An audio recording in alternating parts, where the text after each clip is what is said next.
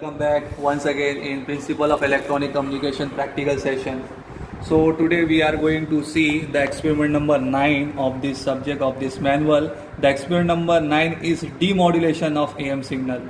So in the experiment number 2, experiment number 3 and experiment number 4, what we have done, we have generated the AM waveform. Now we have to demodulate that AM waveform and recover back the original signal from modulated signal.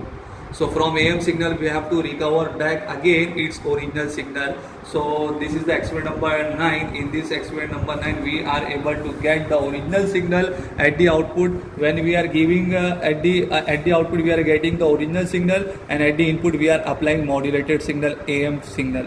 So at the input we have to apply AM signal, and at the output we are getting the original sine wave signal which we have already transmitted at the transmitter side. So this is the kit, the continuation part of AM. Similarly, we are having the demodulation part also in this kit. In this half part of the kit is AM waveform, and from AM we are using the demodulation part and getting the original signal at the output. So what we have to do in this experiment, the AM waveform which we have generated from the half part of the kit, that AM output we have to apply to the demodulator input. So this is the demodulated section of this AM part, AM waveform. So amplitude demodulation part, this is the half part of this particular kit. In this section what we have to do, the output of AM we have to apply at the input of demodulation part. So we are applying AM waveform at the input of demodulator circuit, and the output of demodulator we are taking on CRO. With the help of CRO probe we are connecting the output of demodulator section to the CRO. So at the output you are able to see this original sine wave signal. So we have just taken the output of this demodulator part and connected it on the CRO, and on the CRO we are able to see this original sine wave signal which we had applied at the input of modulator section, AM section, amplitude modulation part.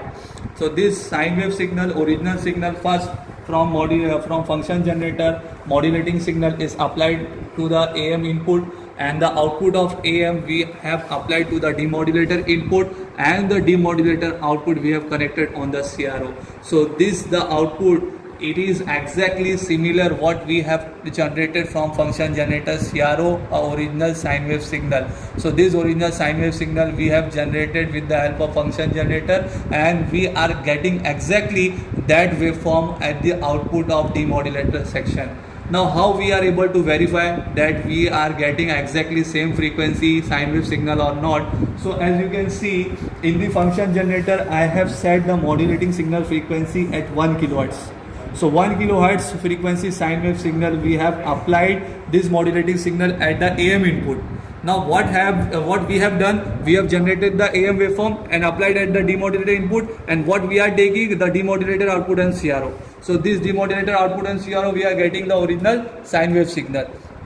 Now we have to verify that this signal is having a frequency of 1 kilohertz or not. So for that purpose we have to measure its time period first. So as you are able to see, this particular waveform is having from one peak to another peak, covering only one slot, one number of division in the horizontal direction. If you are able to see, this particular waveform is covering only one slot of the horizontal section from one peak to another peak.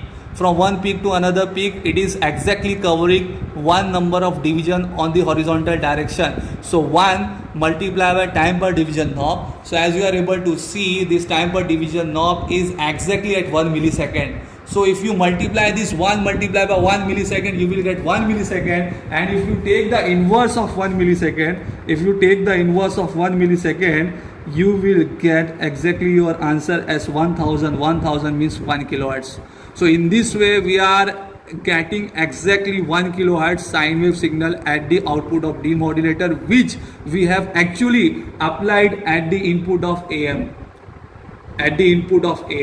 So in this way we have verified that the demodulator output which we are getting from the demodulator circuit is exactly same as our original sine wave signal which we have applied at the AM input. Now further verification, what we are able to do, we just able to change this frequency. If I am changing this frequency, so what I am getting the change in the frequency of the demodulator output or not. So as you are able to see, I am changing the input of the function generator, frequency of the function generator, and I am getting exactly the change in the output of demodulator part also.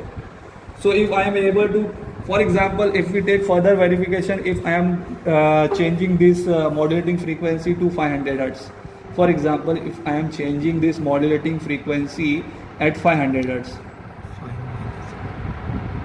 Okay. Now I have changed the modulating signal frequency to 500 Hz. Now I am able to getting that output also or not. Now let us verify. So as you are able to see, from one peak to another peak, this particular waveform is covering exactly 2 number of division in the horizontal section. If you count from one peak to another peak, it covering how many number of slot in the horizontal direction? It covering 2 number of slot in the horizontal direction. So this 2 multiplied by 1 millisecond, 2 multiplied by 1 millisecond of time per division now. So 2 millisecond. If you take the inverse of 2 millisecond, you will exactly get your answer as 500 Hz.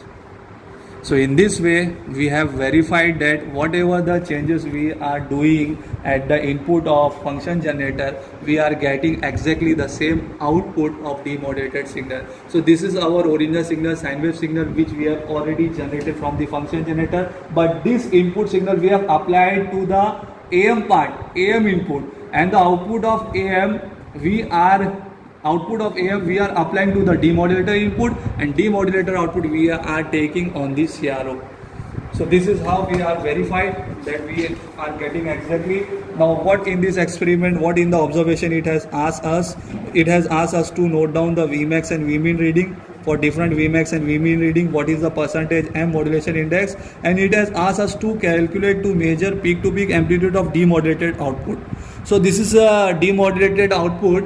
We have to calculate the peak to peak amplitude of this demodulated output. So what we have to do, just we have to do the X5 knob and count this vertical number of slot 1, 2, 3, 3.8 multiplied by 1 per volt per division knob. So 3.8 multiplied by 0.5, you will get 1.9.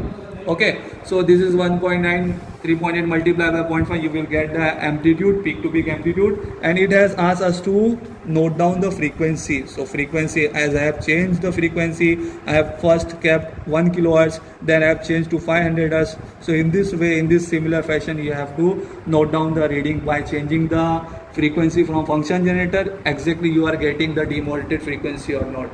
So this is a very simple observation. You just have to vary the different amplitude for different amplitude of modulating signal. Note down the Vmax, Vmin reading. Note down the percentage modulation index, and note down the peak to peak amplitude and its frequency. So I hope you must be understood from this experiment. And thank you very much for seeing, listening, understanding. Thank you very much.